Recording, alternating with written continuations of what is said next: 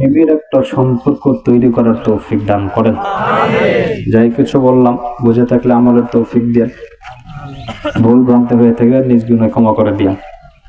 আমার তৌফিক ইল্লা বিল্লাহ। আসসালামু আলাইকুম ওয়া রাহমাতুল্লাহি। এখানে আমাদের নামাজ আরম্ভ করি। এই বাংলাদেশে আজকে নামাজ পড়েন যেরকম করা হচ্ছে, বাংলাদেশে যেরকম বৃষ্টির অভাব, কৃষকরা তাদের ফসলের সঠিক ফলন পাচ্ছে না।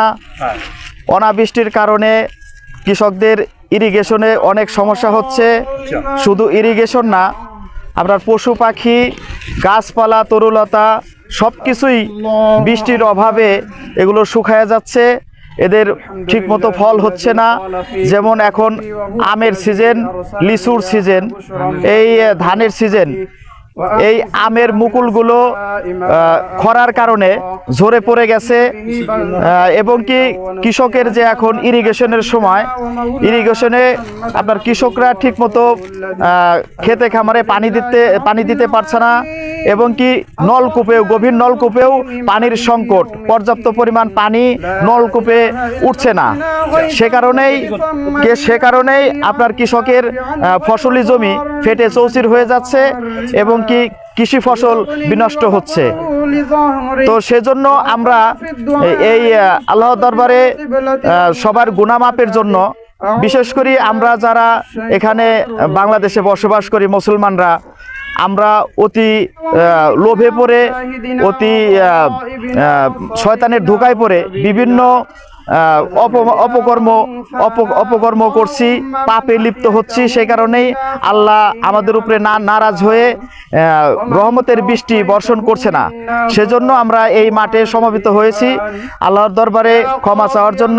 আল্লাহ তাআলা যেন আমাদের সবাইকে মাফ করে, আমাদের গুনাহ মাফ করে রহমতের বৃষ্টি বর্ষণ করে, আমাদের পশু পাখি, গাছপালা, ফসল আদি সব কিছু যেন সজীব সুন্দর হয়। সেজন্যই আমরা এখানে ইস্তেগফারের নামাজ আদায় করিলাম। আজকে দ্বিতীয়বার, গতকালকে প্রথম জামাত হয়েছে, আজকে দ্বিতীয় জামাত। আগামীকাল শুক্রবার সকাল 9টায় আবার ইস্তেগফারের জামাত হবে এবং কি আল্লাহর দরবারে গুনাহ মাফের জন্য আবার আমরা সমবেত হব ইনশাআল্লাহ। কালকে কি আপনারা সবাই আসবেন? ইনশাআল্লাহ আমরা সবাই আসব, আরো অনেক লোকজনকে দাওয়াত দেব, সবাই যেন এই নামাজে অংশগ্রহণ করে। এবং কি যারা এই ভিডিওটা দেখছেন তারা মেহেরবানি করে নবগ্রাম উদান ক্লাব মাঠ প্রাঙ্গণে এসে 9টার সময় এসে উপস্থিত হবেন। আগামীকাল শুক্রবার সকাল 9টায় ইস্তেগফারের নামাজ এখানে আদায় করা হবে। সব গুনাহ করেছি আল্লাহ, গুনার খবর যদি পাড়ার লোকেরা জানতো কুকুরের মতো তাড়িয়ে দিত। নবগ্রাম উদয়ন ক্লাব মাঠ প্রাঙ্গণে, হ্যাঁ, শিবলয় থানা 8 নং ওয়ার্ডের নবগ্রাম উদয়ন ক্লাব মাঠ প্রাঙ্গণে, শিবলয় ইউনিয়ন 8 নং ওয়ার্ড। শান্তির জন্য যাতে আল্লাহ পাক বৃষ্টি দেয়, সেজন্য আমরা এই আল্লাহর দরবারে সবাই সমবেত হয়ে আল্লাহর কাছে গুনাহ মাফের জন্য একত্রিত হয়েছি।